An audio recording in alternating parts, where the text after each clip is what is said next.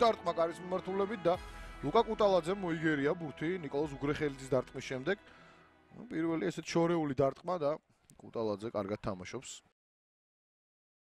დინამო შეტევა, კარგი მომენტია, ჩაწოდება საჯარიმოში, ვაწაძე, დარტყმა შეიძლება, დარტყმა დაიბლოკა, კიდევ ერთი დარტყმა, 1-0 ანგარიში გაიხსნა.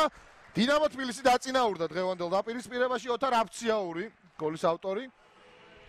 იქ იყო მცირე რიკოშეტიც და საბოლოოდ პასპინძელმა გუნდმა მოახერხა მე-15 წუთზე დაწინაურება. ლუკა კუტალაძემ ვერ გადაარჩინა გარეჯი ამ ეპიზოდში. ლოგიკური იყო ეს ყველაფერი, არანაირი თამაშგარე მდგომარეობა. პასი ვაწაძემ მიიღო, კარგი მოძრაობა გამოუვიდა, მის დარტყმა დაიბლოკა და გაბაძეს მოხვდა ბოლოს ბურთი. გაბაძემ პირველ ეპიზოდში კი დაბლოკა ვაწაძის დარტყმა, მაგრამ მეორე მომენტში უკვე ანგარიში გახსნა ოთარ აფციაურმა.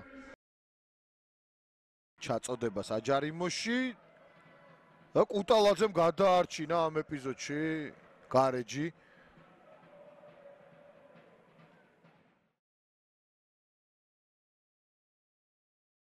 აი აქ არის კარგი შანსი, ნინუა დაარტყა და გადარჩა ამ ეპიზოდში გარეჯი. კიდევ ერთი მომენტი, რომელიც შექმნა დინამო თბილისმა.